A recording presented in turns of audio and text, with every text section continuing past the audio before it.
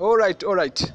Webale kubanga ate okyokomide ku Projan Media TV. Kugamba nti ekyokola ky'amaanyi ddala nga bw'okiwulira kubanga likinga no commentinga ate gwe abatannaba kusubscribinga no subscribinga ku Projan Media TV. Embeera ennaku zino no otambulira mu ggwanga Uganda tekyategeerekeka, osanga gwe basibye ate era n'ateebwa.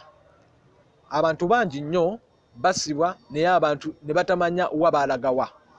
N'omanya nti n'omuntu ali mu kkomera naye n'ogamba mu kkomera omwo byaddala mwali oba taliimu. Tukimanyi bulungi nnyo former IGP amanyiddwa nga Afande Kaihura bamuteekako akazito ak'amaanyi ennyo ddala nga bw'okiwulira ng'era takkirizibwa na kulinnya mu America, mu United States of America. Naye ate omwami ono Kaihura kigambibwa nti abantu abasinga saa zino baali tebamanyi Kaihura kikyakola, ne Kaihura essaa zino etwogerera ali mu kyalo.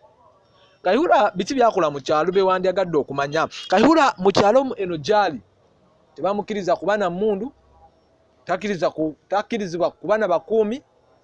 Kaihura alina embuzi ze zalunda. Kaihura musajja mulimi era saa zino twogerera ndowooza embuzi ze ozirabaawo aziriisa.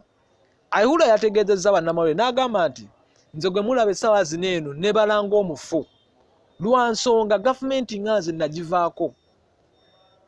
Omanyi oba ne kitaawo nakkozesa. Kaihura obedde ebiseera ebisinga ayogerera mu ngero, oba ne kitaawo akozesa tataawo wagamba toyinza gaana ogenda n'okikola. Naye ate bwe batuuka okubanga omusango gwe wagukoze tebajja nenya taatawo, bajja nenya gwe omwana lwa nsonga gwe wakikoze ate ojja waayo taatawo lwa nsonga omuwa ekitiibwa. Kaihura musajja atwayogerera mu ngero n'agamba nti nno nze eno gye ndi mu mbuzi zange ndi musajja musanyufu, nnunda embuzi zange ndowooza oziraba zinyirira, nfuna akatale ne nzitunda nti nina ente zange.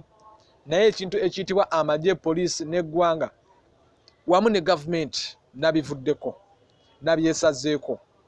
Era essaawa ne bankwata ne bansiba sikyalina lugendo, kambeere wano eno. Abamanyi amazima bagamanyi.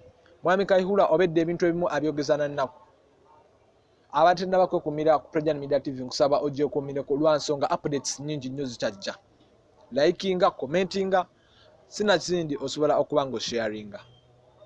Weebale nnyo, weebalire ddala.